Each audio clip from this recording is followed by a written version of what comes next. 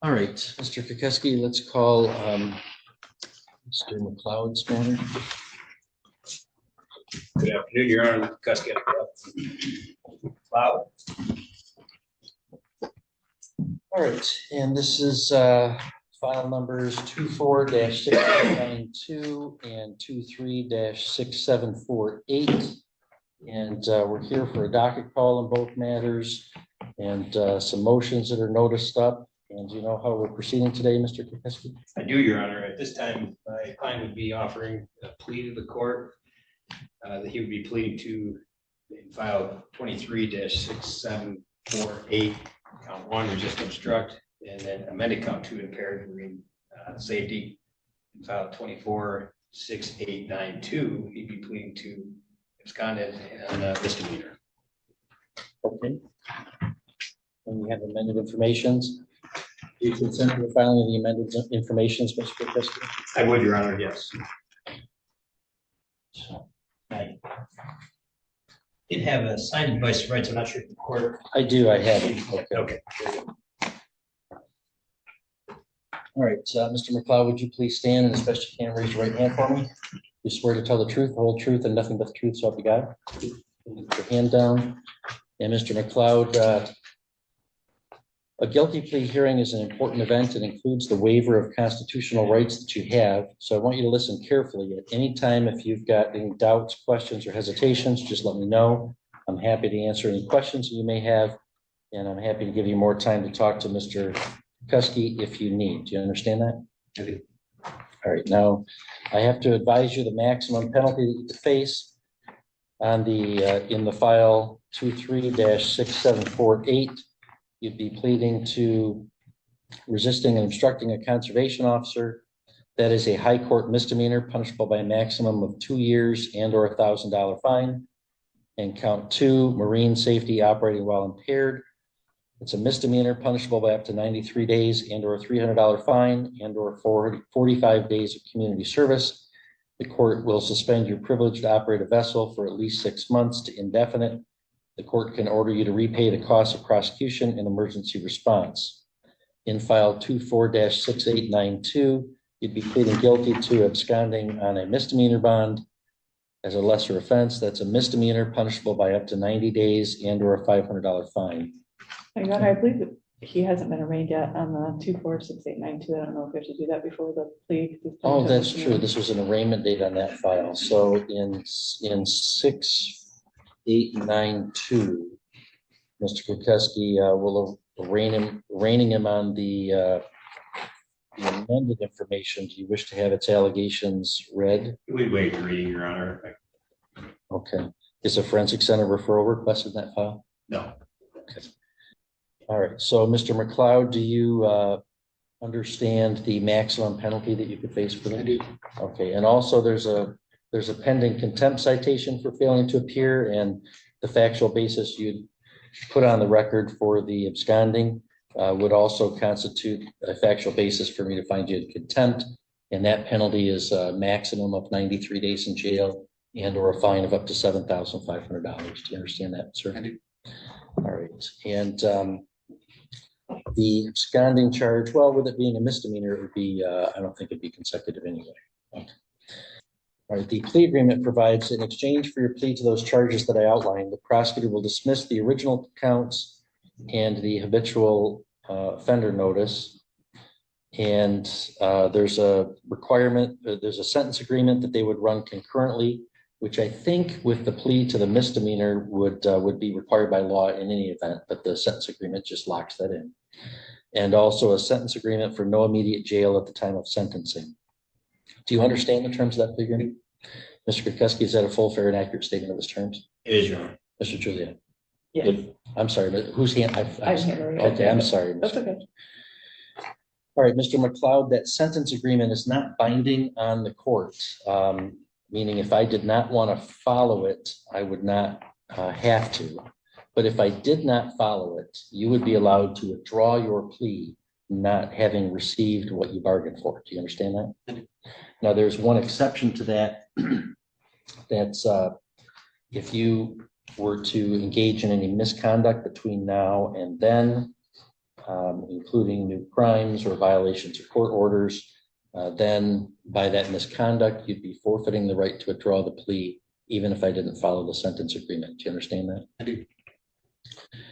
All right, Mr. McLeod, other than that plea agreement, has anybody promised you anything to get you to plead guilty today? Has anybody threatened you to make you do so? Is it your own free choice to enter those pleas? Yes.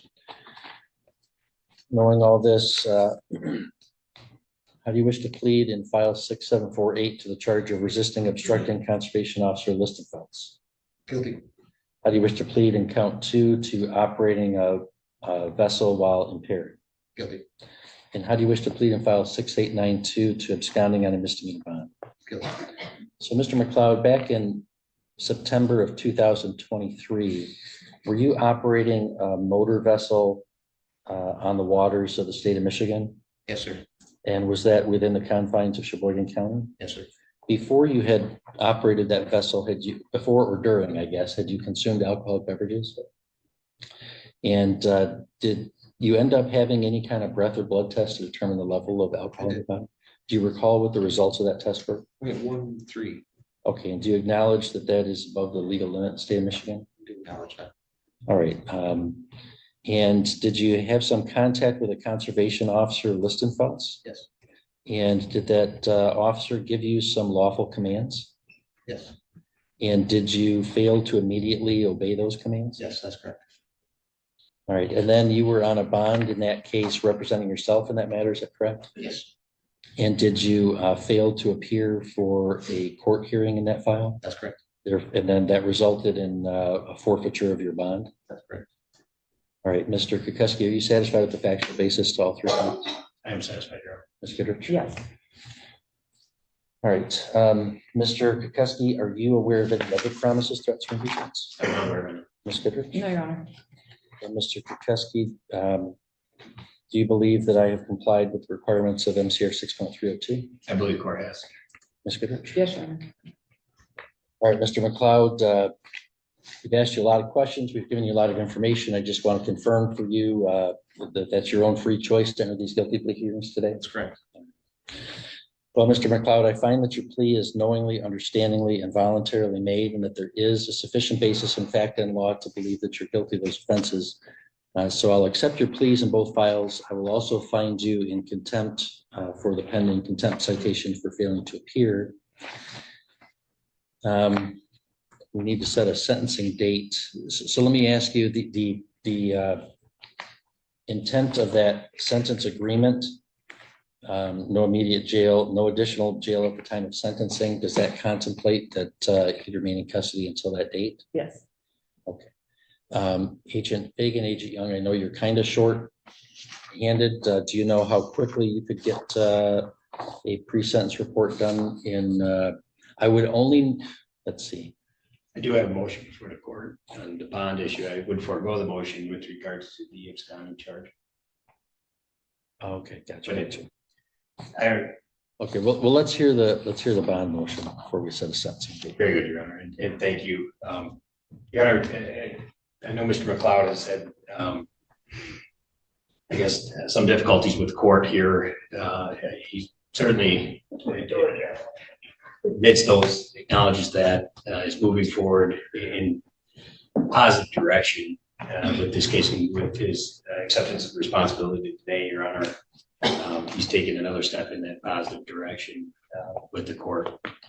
I did provide, as part of my motion, several letters from individuals who he's contracted to do work for, outside work that would require him to be working outside. And obviously, we're getting into some of the colder months. Those jobs, I believe, if he's continued to be incarcerated, he'll lose those jobs. He's got money out there, materials. He's the sole provider for his family. He certainly acknowledges he's got to come to court. He missed his court appearance. He was arrested on a warrant, and he sat sentence. He sat probably 45 to 50 days, I would imagine. He's as close to 60. But we're asking for some mercy from the court to allow him on bond. I we would take a tether if Your Honor thinks that that would be appropriate or feels that would necessarily make him appear for court. He will be here for the sentencing. He obviously just took pleas. The resist obstruct is the charge that he has pled to, that the court would be sentencing on the highest, I guess, possibility of incarceration. He doesn't score up too high in my book. I didn't have him scoring up very high at all. If he does violate and he doesn't show up, he obviously loses the agreement of any further incarceration or no immediate incarceration that me and the prosecutor have entered on that. I think the message has been sent, just to say the least, and we're just asking the court look into its heart. And the judge one time told me not to sentence or make a decision for placement of anger, but to step back and just reasonably put forth an order or an opinion. And I think that's no better wisdom has been said in these matters. And so we're asking the court just for a reinstatement of his bond. Whatever conditions, additional conditions, the court wants to put on there, we would gladly follow those conditions and abide by those. Okay. Well, I assure you, I'm not angry at Mr. McLeod. We've just been trying to move the case forward and in a responsible way. Ms. Goodrich, people's position. Oh, Your Honor, I would ask to deny that motion. Apparently there's some miscommunication between Mr. Kirkowski and I, but my intent in that plea agreement was that Mr. McLeod would sit until time of sentencing and then no immediate sentencing thereafter. He has not done well on bond. So it's my intent to get to sentencing and include that matter. So I would ask the court to deny that based on his performance on bond. Are there other violations that he's been brought to the court on? Yeah, No, I don't. I don't think I was familiar with it.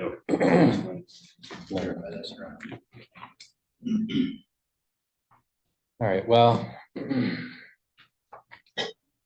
I guess is your position that if he's not in custody from today forward, that entitles you to withdraw from this plea? Is there some ambiguity about the meaning of that sentence agreement, or? Yeah, I think there was some miscommunication. I thought the intent and what we had discussed is that he would sit until sentencing, and then that's some of the reason that consideration was given in the plea offer that was given. Okay, and that is typically I did not. That's typically the practice where it says no immediate jail at time of sentencing versus sometimes if it's going to be at time, then there's a stipulation for release. I guess that brings me to my next question. Agent Fagan, Agent Young, I know you're short-handed. Could counsel approach for a second? All right, and back on the record, I wanted to consult with counsel about possible sentencing dates. And so, Mr. Kutkowski, would you waive the requirement of a pre-sentence investigation in this matter? I would, Your Honor. Ms. Goodrich, would the people waive it? I would. Okay, it's a high court misdemeanor. Obviously, it's not a case where we'd be sending him to prison, so I think we can certainly waive the requirement of a pre-sentence report. That means, Mr. McLeod, that we can schedule your sentencing on a much more expedited basis. So I'll deny the motion to reinstate bond at this time, but we'll schedule sentencing for 1 week from today, September 17th at 11 a.m. And I'll hear allocution from both sides at that time. If you wish, either side can file a written sentencing recommendation memo, but it certainly isn't required either. But I won't require the DOC to prepare any pre-sentence investigation. All right, so we'll see you next week at 11 a.m. Thank you, Your Honor. Thank you.